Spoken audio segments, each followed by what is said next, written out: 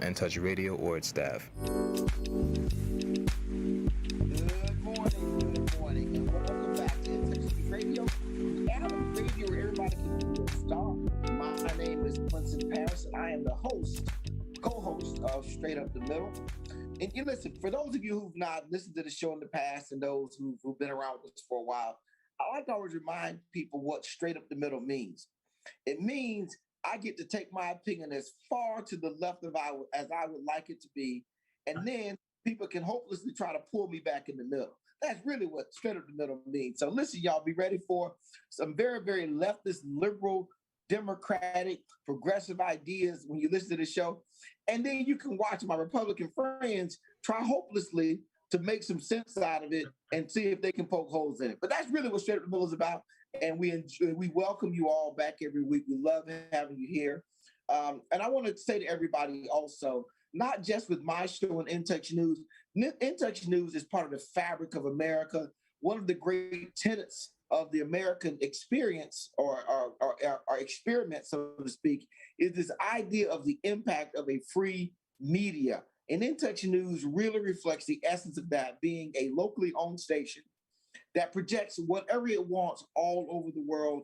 We're just a part of it. I welcome everybody to tune into the website at www.intouchnews.com and look at the full suite of information and shows and music and just entertainment that they offer, and also that you partake of the print media. There's a magazine or newspaper that comes out about quarterly, highlighting a lot of issues and activities in our local area, but also touching on national issues as well. So just wanted to throw that little commercial out there for the station. Hope the people, DJ CEO and Tammy, are looking, and hopefully you'll appreciate me using up some of my time for that. But look, everybody, I know y'all have been enjoying what I have been able to do with poor Pete Edwards, Sweet Pete, on the show. In fact, Pete doesn't even sound like a Republican anymore. Sometimes when I hear him talk, that we've been able to just influence his ideas so much. But he's out today taking care of some personal stuff. But listen, I have a real treat for you. So we have back in studio none other than the one, the only Professor Anthony Seabrook. Good morning, Professor. How are you today? Good morning, man. You make me laugh. But good morning. Good to be back.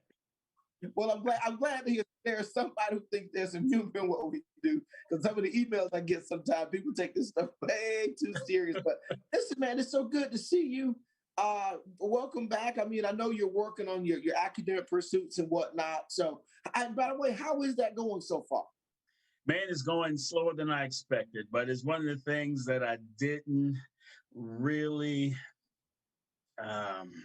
didn't really realize. I mean, it's my first time. If you've never done a dissertation dealing with the committee, it's not a class, So I'm dealing with these professors who are doing research. I mean, they're well publicized, so I have to get their time. So anyway, it's going slower than I expected, but it's still moving. So I'm still in my committee, and we're moving hopefully to do a proposal. And then once I get that going, then I'll be on the show looking for participants. And I'm sure you would know a great many of those in the work that you do. And we'll talk about that when we come to that. Absolutely. One of the things I oftentimes tell my clients, they storm in my office, and they're yelling and screaming, I want to sue so-and-so and so-and-so. And I say this, it's going to take a lot longer than you think, and it's going to cost at least 3 times what you think. So really think it through before you jump in there. But listen, all things worthwhile take a lot of effort and time. So I know that's a welcome feature to achieving something like this, and hopefully it works out well for you. And absolutely, you've got my full support, whatever we can do. But man, I'm just excited, to have you back on the show, and the timing is just perfect. Yeah. Trump's coming out. Tony's coming out. I mean, look at that. You said Trump's coming out, and what else? And you came out. Oh, right. Trump's been held up in Mar-a-Lago since the election. Since he left office. I don't think he's been anywhere that I've seen him. I think he went to Orlando, or he piped in a speech for CPAC or something along those lines, maybe. But he's coming out, and well, I mean, what do you think about that? Trump's making an appearance today in North Carolina. Republican convention. What are your thoughts about that? Well, it shouldn't be such a big deal. Former presidents always make guest appearances here and there, make money off of books and whatnot. But we're dealing with a first of many, where the American media has basically banned. They banned it when he was a sitting president, and they continue to ban a former president. So I like the fact that he's coming out, because admittedly, I tuned out. I mean, it's not after the election, but soon thereafter. It's one of those things. I am a believer that the election was stolen. So that's coming back. When you bring me back on the show, I'm going to bring that back up. So certainly it was stolen. And so Trump feels that way. And I think the articles I've been reading, but I didn't need to read the articles to know that Trump has a vendetta. So he's coming back to do some get back. Now, he's going to have some good things to say, I believe. He's going to cheer. He has the same base. He has a core following. So he's going to do right by them. And I think he'll do decent by the Republican Party. But let's not forget, the man's petty. We all knew that. He was petty when he was in office. He's even more pettier now. The thing about that that's interesting is I sometimes wonder about Donald Trump's connectivity with the Republican Party. I know that's his medium of how he communicates and the depository of the majority of his base. But I don't associate Donald Trump with truly being connected to the Republican Party, mainly kind of because of what some of the stuff he said. He's too petty to really connect with anything other than himself. And so my thoughts along that is that he's uses the Republican Party for his benefit. And I don't think he really appreciates the damage, the long-term damage, number one, that he does to the Republican Party and or America, because he only concerns himself. Because here's my thought about the let's talk about election, then I'm going to talk about Trump. I've often felt that the American democratic system has historically and systematically disenfranchised various aspects of the American electorate. It starts out being white men, landowners, women have to fight to get the vote. African Americans, we have to fight to get the vote. Then even once the vote, okay, you got a right to vote, then we have the actual process of actual voting and of restricting locations, times. And there's a long, long history of restricting people's ability to participate in the voting process. America is the longest running democracy that has not had a revolution or a revolt or it being overturned. And I think that's because America has done a decent enough job making sure that people who are hopeful that you may not be where you think you should be right now, but the system has a mechanism where you can get there. And incrementally, we move closer and closer towards that more perfect union. We bend, towards the arc towards justice, incrementally. And as people sit there, they're hopeful that we can get there. And I might get there, not get there, but then my children will get a little closer. They'll get a little closer. That's kind of how I, look at the thing. And what's stunning to me in this, Professor, is how willing Donald Trump has been to take a really big shot at people's confidence in the democratic process in America. Because it doesn't take a lot of people to feel like you, who feel like, you know what? Not only was the election stolen, which sounds criminal, now hear steal, I think criminal. That's not manipulated. That's not disenfranchised. Stolen is criminal to me. Stolen. And there's not a hard jump to say, and what's to stop the next one from being stolen, and the next one from being stolen, and the next, what's this? I personally can't stop it. So now what we get is we get a group of people who lose confidence and trust in our democratic process. And I think Donald Trump cares nothing about that except what it might gain him. And I'm going to finish with this thought. Just imagine he's successful at proving the election was stolen. And somehow we throw Joe Biden out and Donald Trump gets reinstated as president. I think there'd be a roar of people in his 74 million voters yelling, yay, we're right, we proved it.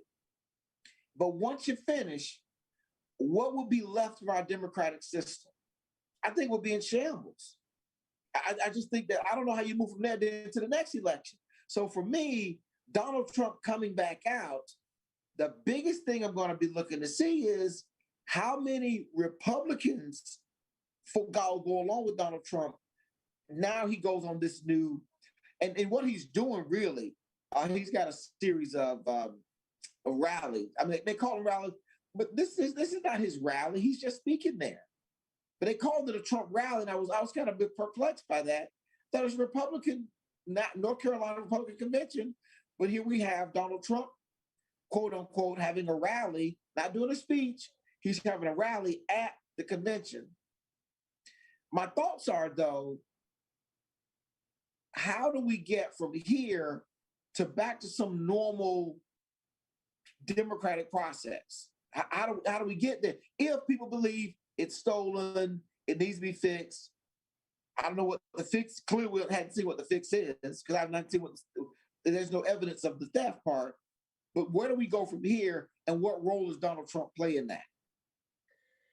You know, I don't have an answer for how do we get from here, but you said a lot. But if the first part of what you said is true and people really feel that it was stolen, you're concerned about, okay, where it's going to leave pretty much our jurisprudence, our election system. And if it leaves it in shambles, then it leaves it in shambles. I don't understand how some people, this is why Congress, this is why politics has always had a bad reputation. They say they have a concern that the process is broken. The mantra that everybody runs on, I'm gonna reach across the aisle, the system is broken. I can't stand it. It actually makes me sick when I hear that. Because that's what every politician, left and right, says when they run. You know, I'm the one that's gonna fix it. Well, if it's continually broken, and everybody agrees, I don't think you'll find one person that says the system's not broken. So if it gets damaged, it has to be damaged to the point that then it's reinstated. Now, I'm not a historian, but I was reading a couple months ago, the North and the South with the Civil War. They didn't come to any agreement. I think the term used was détente. It was the North basically had the superior fighting machine, and that's pretty much how it ended. We don't have the same type of situation here, but there's been a civil war going on for the longest. The people on the right, I've been seeing different headlines, conservatives, there's concern from the Conservative Party that conservative leaders aren't conservative enough. That's been going on for the longest. The Democrats on the left have been going left, left, left, left. So there's a divide there. And there's a concern from people who think that America is not what we thought it was. The traditions, the normal traditions are gone. Liberals don't like when people lead with United States is the best country in the world. You know, they don't like that. Oh, they don't say that, you're being mean to some other person. The identity politics is just splintered. So I'm saying a whole lot, but to get back to what you're saying, I think it needs to be. I said it before I left the show.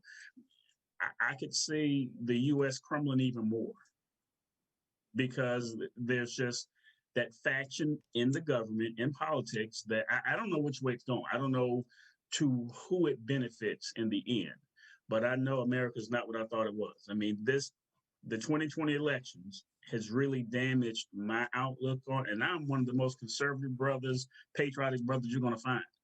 And my confidence, me partaking in political things, yeah, it's really damaged that. The outlook on it is really like, I can do without it now. I see it's a big game.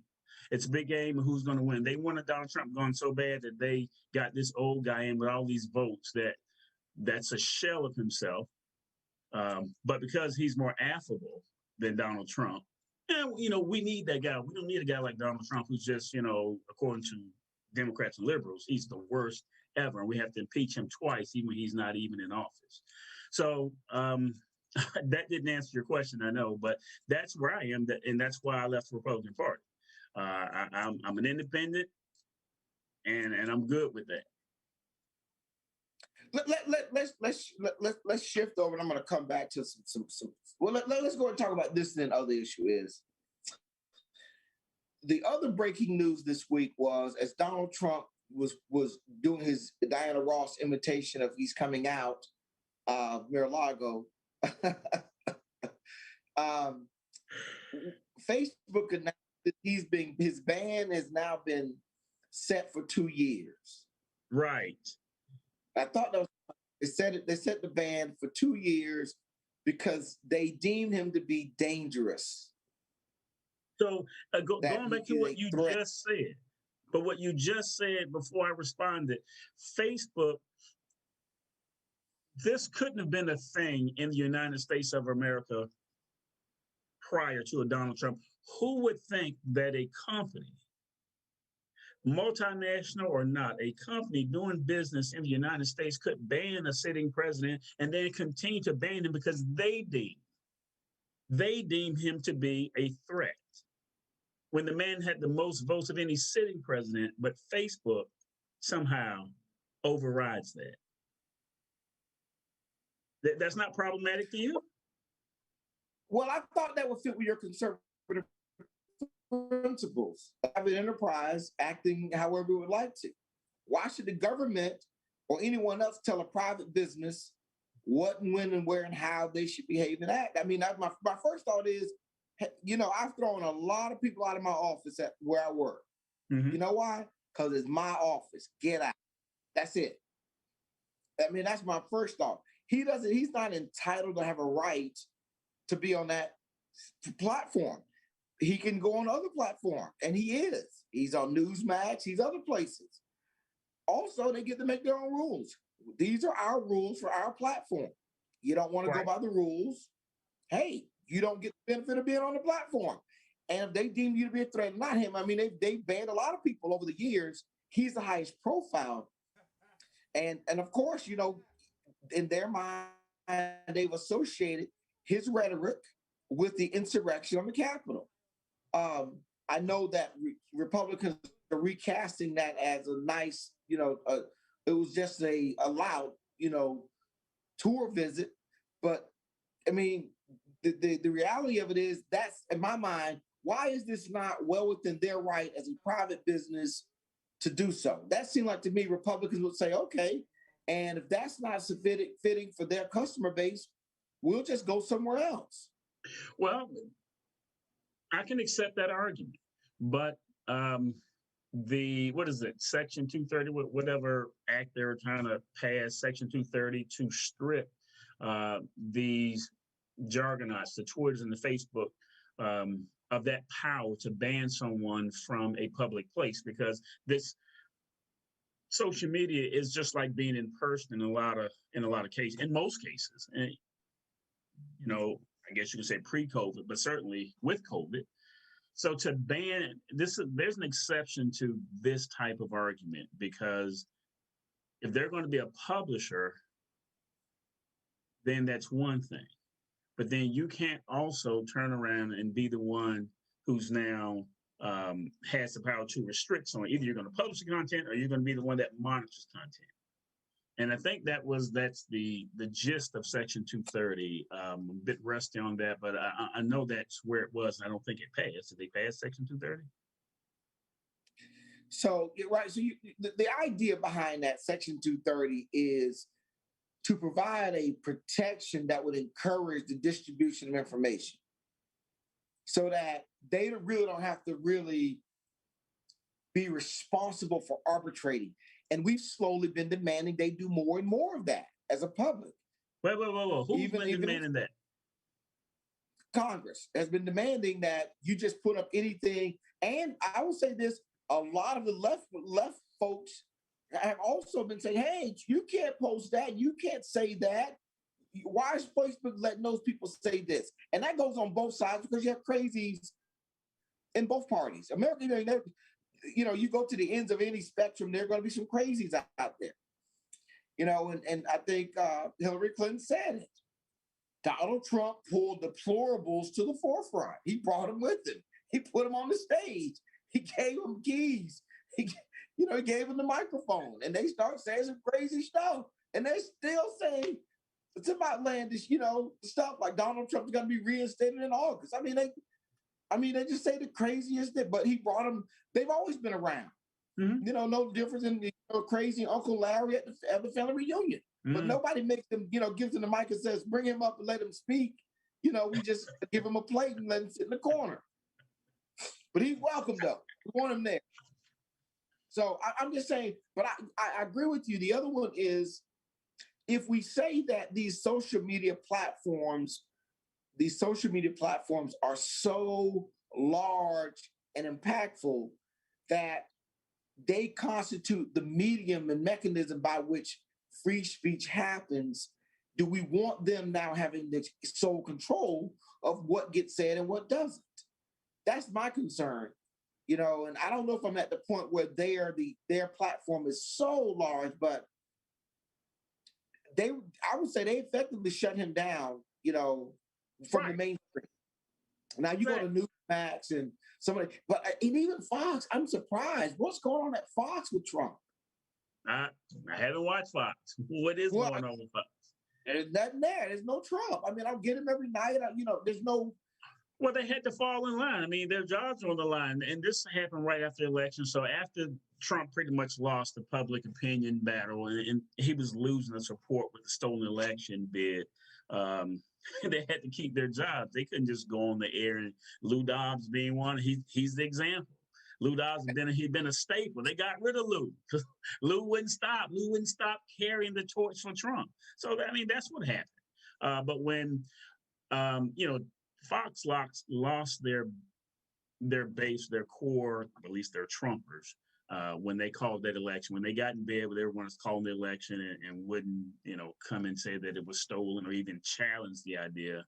That's when they basically lost some of those real strong Trump supporters. Yeah, I thought once Republicans in certain, like in Georgia and Arizona and once the Republicans weren't willing to, as a mass, take that fight, I think Fox was done. They had to, at that point in time, call it. And you still have the situation now where you have Republicans in control in Arizona, in Georgia, and the fact that they would say, hey, look,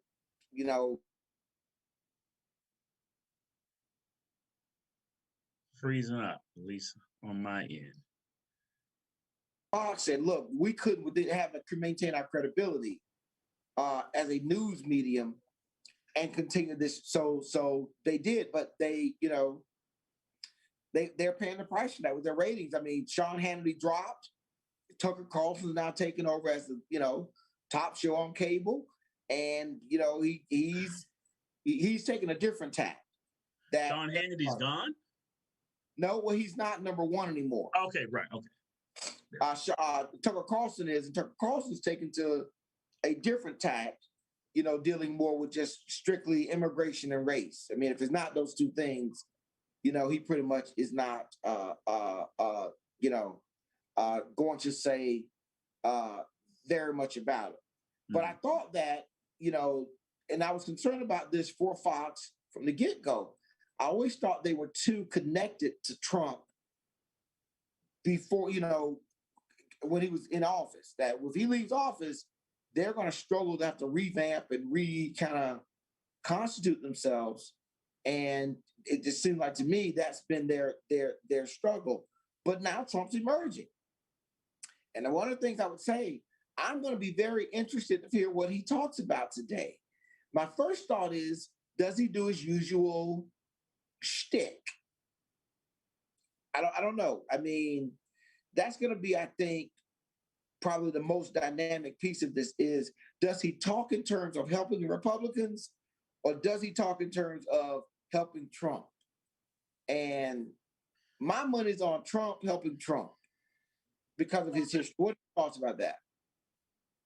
If by his stick you mean he's going to refer to himself in third person, Trump this and Trump that, and how great things were economy wise before the pandemic, yeah, I think he's going to say some of that, and I think he's going to say enough to maintain some Republican support, so they don't try to stick him for anything else. I hear they're going after him, with the whole Capitol invasion attack thing. I think he will say to the Republican Party that they need to fight. They need to get rid of the Liz Cheneys and those weak ones. Murkowski's probably going to go after her, or Romney. Just at least throwing their names out there as people that shouldn't be in the party. But shouldn't they? But isn't Liz Cheney a good Republican? I think she has good points. Yeah. The weird part is, you take her versus some of these other people that have been promoted, and her voting record on Republican issues and issues with Trump are really, really good. That's the thing that's got me, is that I think she's in the right place on the issues. Is that she thinks, doesn't think highly of Donald Trump. Is the problem, isn't it? And but we're talking about Trump. And of course, you're a Democrat, so the issues that you think she may be good on, aren't really polarizing to you. So yeah, you think she's all right with this and that and the other. But we're talking about Donald Trump. So Donald Trump is looking at the people who he thinks could have made a difference, but didn't like him well enough to support him. Well, you think Liz? I don't think Liz Cheney outside the Republican Party, and actually the conservative wing of the Republican Party, is a factor. I don't know anything about. I mean, she doesn't affect what happens on the left side. She affects what happens inside the Republican Party for the most part. She's not one of those. She's not like Rand Paul or somebody like that who projects this huge image all over the place on various issues. She's pretty staunch in the conservative, corner. And my thoughts, if he gets rid of those kind of Republicans, what do you got left, Tony? What's the Marjorie Greene? Marjorie Greene? Just that. What was her name? Marjorie Greene. That's who he's looking to replace these people with. Marjorie Greene? Well, I'm not. Yeah. Marjorie Greene is borderline a kook. Well, again, we're talking about Trump, so this is where this question, started with. Who does Trump think has his back? And it's the Marjorie Greenes, not the Liz Cheneys. But I guess my thought is, where does that take the Republican Party? And it's easy to beat up on the dynamics here because we've been seeing this thing play itself out. On the Democratic side, they've been able to quiet down the progressives and left, elements of the party. Because Trump's gone. They've been able to quiet. Reason because Trump's gone. It was in a. Why. You know what it's called? It's called Biden leadership. But we'll come back to that. What leadership, Joe? Who are they scared of, exactly Joe? That. Exactly. That's what I'm trying to say, though. He's been able to quiet those voices by having a steady. Joe has no control. Maybe Nancy and Chuck. Joe has no control. Who believes that? Well, you know what? Nancy and Chuck were around before Biden got elected. Exactly. You had loud voices from Bernie Sanders to because Trump was in office. But that was not what quieted them down. You had Biden come in and say, "Listen, here's how we're going to be effective. Settle all that crazy talk up. We're not going to talk about all that defund police and all that stuff. We'll leave that to the leftists, and then we're going to lead from the center." But let's do this. Go take a quick break, Professor. When we come back, we're going to talk about a little bit about this Biden economy, which is roaring along. We'll see. See if we can find out if anybody's seen Kamala Harris. Everybody hanging out with us. We're going to take a quick break. We'll be right back after this commercial break message.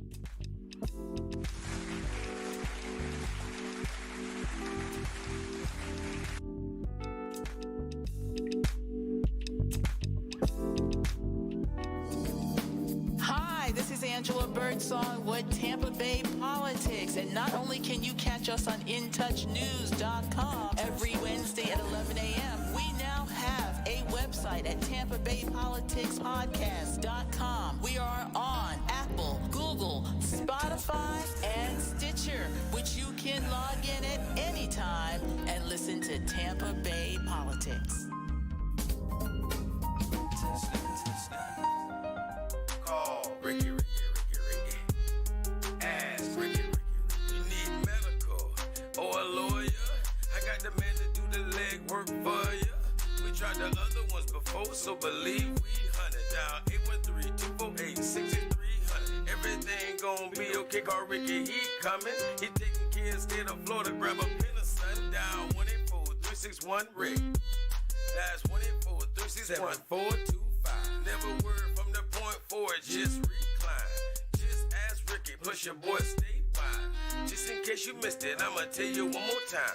184-361-RICK.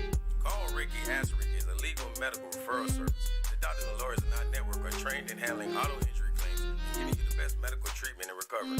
Dial 1-844-361-RICK.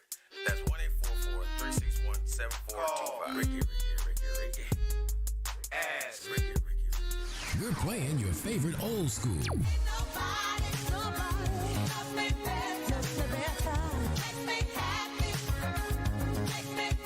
Today's R&B.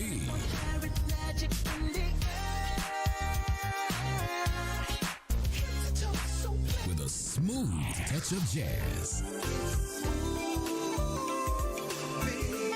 You're listening to In Touch Radio. All right. We are back live on In-Touch News Radio, reality radio, everybody can be a star. My name is Clinton Paris. I am one of the co-hosts of Straight Up the Middle. And I gave you a great overview of what Straight Up the Middle at the beginning of the show. But I also want to welcome back a longtime co-host of the show, Professor Tony Seabrook. Good morning, Professor. How are you again? Good morning. Good morning. Can you see my notes here? No, I can't see your notes, man. I'm over 50 years old, man. I can barely see my own notes. Well, ladies and gentlemen, the U.S. Bureau of Labor Statistics, BLS.gov, is where we'll be taking this segment from. But listen, Professor, well, take it away. You know, I threw out there this Biden economy, man.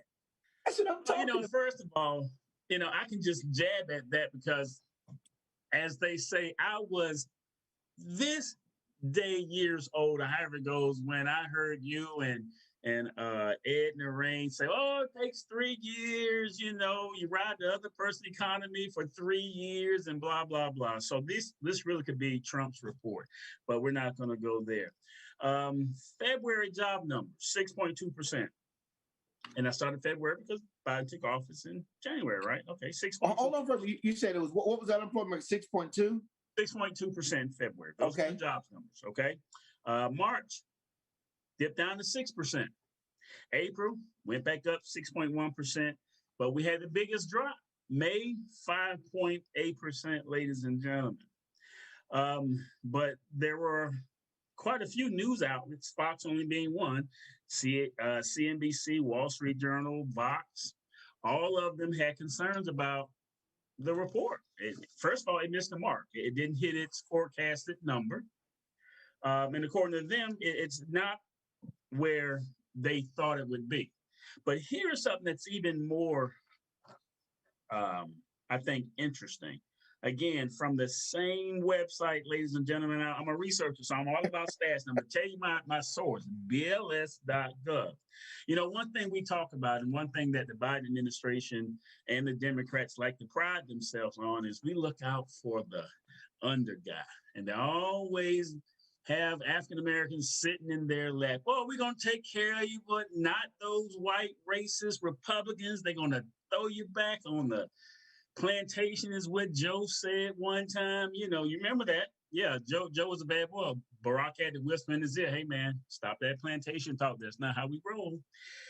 So on that same site, if you look at the unemployment for African Americans, and I'm only going to do we're only in the really past the first quarter. So the first quarter of the first quarter of 2020, and I'm just going to use the 16 and over because it cut off, and then I can also go down, break it down. But it grasps everybody with the 16 and older. So the first quarter, those averages were something like, I'm trying to make sure this is right because I may be quoting this wrong. This is the overall adjusted.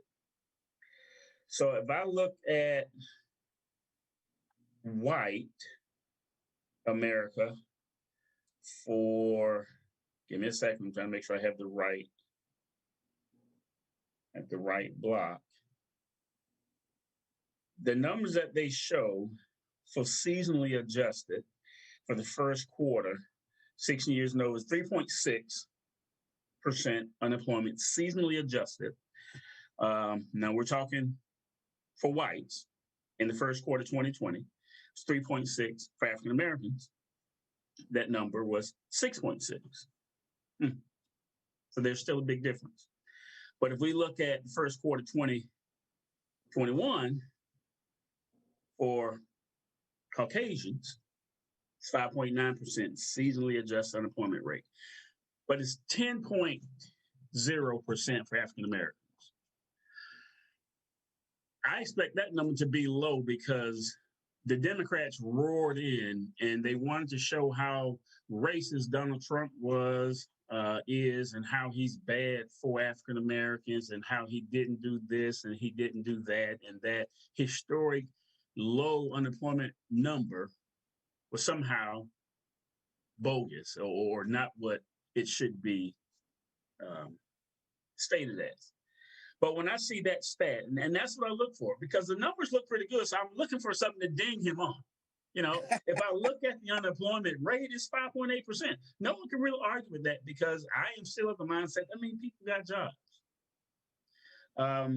I didn't look at the breakdown of where these jobs were. I think healthcare is always going to be the leading field, at least for the time that we can forecast for. But still, 5.8 is good. But when I break it down, and like we should, African Americans don't seem to be taking part in this great resurgence and this great economy. So I just need the Democrat to tell me why African Americans are back in that same slot, not benefiting like our counterparts. Well, first of all, I appreciate you attempting to set that trap, but as usual, leave the door open because it's not going to catch me. First of all, what you pointed out is something that is historical in America. There's a disparity always. Whenever there are bad times in America, the African American community has always suffered more. When good times roll, we get the least benefit. That's standard. And I don't know that the Democrats have any higher standing on that issue over the Republicans. The chance of better is always better with the Democrats because the Republicans are indifferent to the suffering and the plight of African Americans. That's the mindset that they got. They say, well, we don't see race, and it's kind of like, somebody who says, well, I don't see gender. Well, if you don't see gender, you're blind, which also is a problem. But those numbers before the pandemic was double.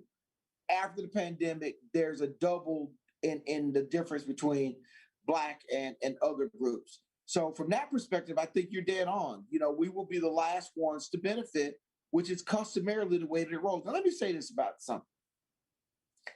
I don't have this pie in the sky view that the Democratic Party wants to resolve all issues that affect race and disparities in the African American community. I don't see that. What I know is this: the Democratic Party sees its power base as being strong by including African Americans in that base. Now, I think within that space, the African Americans in the Democratic Party have to hold people more accountable. when they're passing and then the things that they're being done in America, they've got to be the ones that say, hey, listen, wait a minute. You need to make sure African Americans are getting an opportunity to participate just as equally as other groups and the benefits. Now, I do still believe that we're still suffering from the effects of the pandemic, and it's going to take a long time to crawl and fight our way out of this. But boy, Joe Biden has been such steady leadership through this, rational, reasonable leadership that that has not made anybody worried or flustered or panicky. He's done a really good job in that regard, and not saying anything crazy. And he's not picking and choosing winners on the White House lawn by bringing various businesses out there to promote him like Donald Trump did. So your point is well taken. I would say this though, you hit it dead on the point. You said the 5.8 number. It is a solid number. Now listen, how we calculate unemployment, it's so convoluted. It's hard for somebody who is struggling financially to say, oh, it's 5.8. I must be doing better now. Well, that's an individual, analysis that people are having to do. And some of the people that are hurting the worst right now are those people dependent on those $300 payments from unemployment benefits. And Republican governors have decided you're going to take that away in an effort to force people into jobs, one, that they may not want to take. That's the effort. Or two, to force them to take less pay than the people would otherwise want to take. Wait. If you don't have a job, how can I be taking less than I want to take? If I don't have a job, that's the first issue I have with that. And so, do we want just continued welfare? I mean, how much longer can we just pay these people this extra $300? Because we know from how welfare started, that's not the recipe to bolster someone's backbone to get back into the workplace. Because guess what? I can get this $300. I could just say I just can't find work and just get this extra $300. Because we know, unfortunately, in our culture, there are going to be people that take advantage of this COVID situation until the cows come home. After COVID's gone and herd immunity is over twice, there's still people that's going to try to get a check for COVID. We can already say that because that's how we roll. So one of the ways that you stop that is, okay, hey, look, we're at a point, looking at the jobs reports, 5.8, that means they're hiring. You don't have to keep the same job if it's not what you want, but you need a job. People need to go to work. They need to feel that they're not getting a handout. And some people don't want the handout. Here's where I think they're missing the mark. And I was listening to a report yesterday on CNN about people reconsidering their quality of life. I got a lot of feeling there are a lot of people who are not going to go back to work. A lot. And they're expecting at least 25% of the women that were displaced will not go back into the workplace because they're taking care of kids. They've reconnected with a normal routine family life where mom is home, more so and available to coordinate, some of the activities within the home more so. I think they're dads who realize, you know what, working that second job just so we can have more of X, we're okay without that. And I thought the federal government gave the states the option of extending benefits to September. That's when they're supposed to expire. I may have to go back and double check. So these benefits of $300, not infinite. They're to go through September. Guess why, Tony? To make sure they covered during the summer when kids were out of school. That was really one of the dynamics. So, okay, fine, we get it. That's a tough time for childcare as it is. Employment drops for certain segments of the community during the summer. And they were trying to bridge people over until the fall when hopefully you get back to a normal academic school year. And of course, you wouldn't have the issue that a lot of families have with daycare. That's the thing that I thought was a little bit insensitive about this urgency of forcing people into jobs right now. And I think, man, that's going to backfire. I just got to, I don't know who the Republican strategists are, who's calling these shots, but I don't know how you're going to come back to people who you took money from and say, now vote for us to make better decisions for you. I don't know how that's going to work. They're counting that with, well, we were the first to lead in opening back our economy so you can get a job. You know, this whole keep a mask on, stay at home with those kids. People trying to get out the house, and y'all talking about, man, you need to stay at home. We're gonna give you this $300, take care of those bad kids. Man, people trying to get back to work. They're trying to get out the house. So, and then another way you can look at that is, okay, so let's say it went all the way through August. So then if you stop it, then, oh, we need more money because now they need help with going back to school. You know, it's never going to be a good time to stop, to take money away, as you put it. But, you know, if we just work on the economy, the numbers are falling. That means companies are hiring. You can always work your way up. And I think people want to get back to a sense of normalcy, not increase government handouts so we can stay home and keep this mask on. That's not normalcy. That's welfare going by, you know, welfare on drugs. You know, we need yet more because, you know, we still have welfare. So we need this extra payment to make people happy, to keep them at home while they take care of the kids. What's the incentive to go back to work again? Well, you know, before you answer that. Well, no. The incentive to go back is pay. And so one of the undercurrents of this is employers are going to have to put forth more benefits than what? Because more benefits for what? See, what you're finding is, Professor, you have a lot of very mundane, basic jobs. If $300, one, you can survive on it, and two, it's enough to keep you home. You weren't doing very well at your job. You weren't really making a lot of money at that job. That job, maybe they may have to look at raising their pay. And there's some companies have done that now.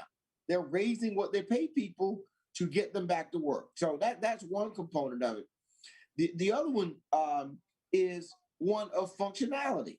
You know, people have got to figure out how we function, but to come in and try to force people. And I think they're going to find out very quickly, some of those jobs, people are saying, hey, look, you know what? You know, 300 was nice, but I'm not 300. I don't survive on $300 a month. I mean, I'm just, you know, I'm just thinking that most people that doesn't make or break their month. So you're not going to find people, I think, because they don't get $300 in a month, jump up and run out and take some of the en masse. You're going to have some, but I get that. You know, and I just looked. You know, it always happens, Professor. The time flies when we're on the phone talking. Very quickly, I would be remiss if I didn't give you a chance to talk a little bit about what's going on with Kamala Harris. Yeah. I know there's always a struggle with a president that you don't want the vice president to upstage you. And I know that Biden has a little, you know, he needs to watch. He had to kind of get a people's eye on Kamala. You know, after what happened during the election, she made it clear, you know, she can get her claws out. She'll come after you.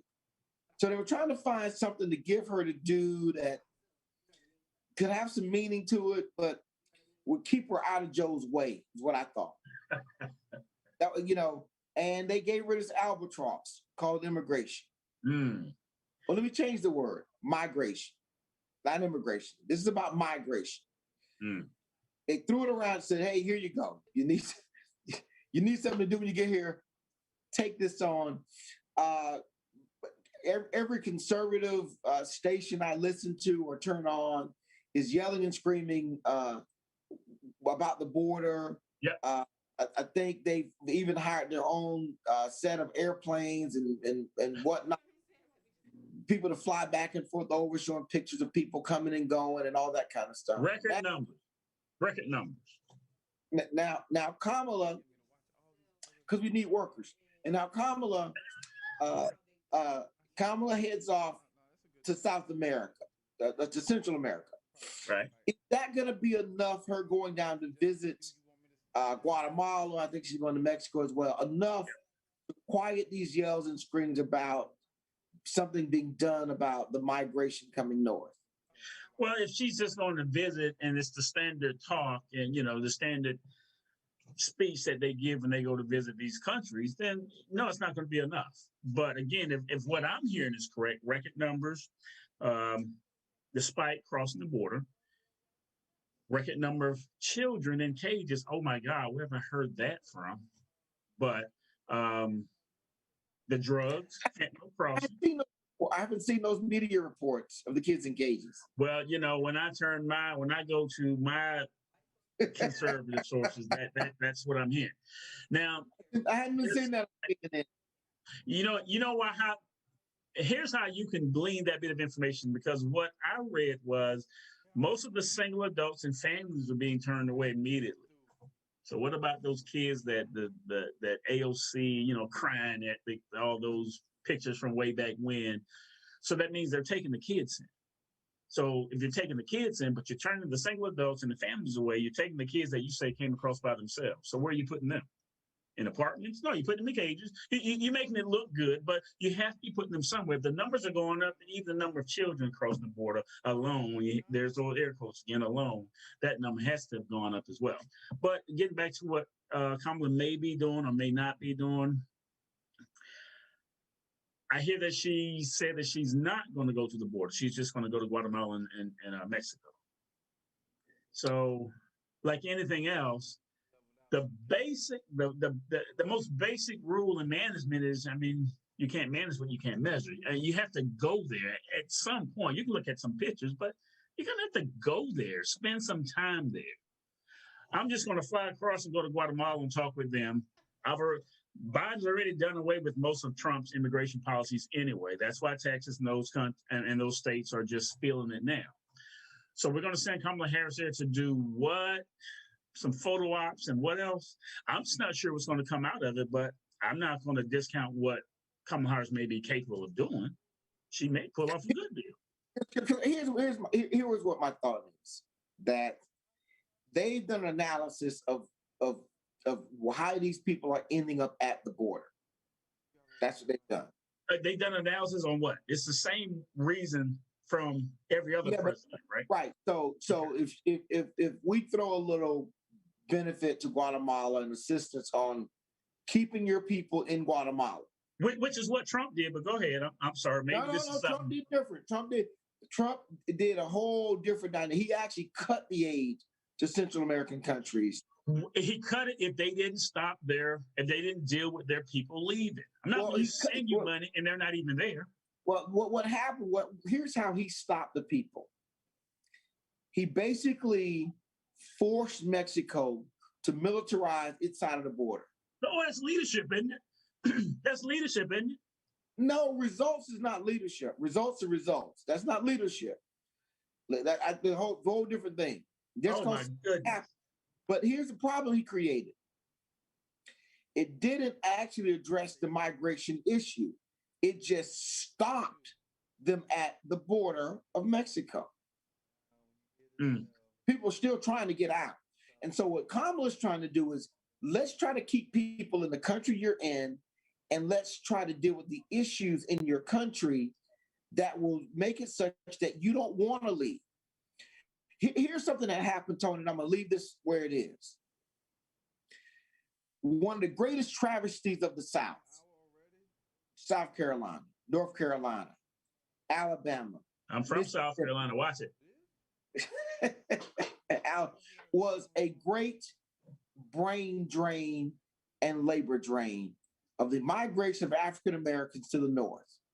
They lost all that talent, the resource, and potential impact that those people could have made in those communities because they were forced out.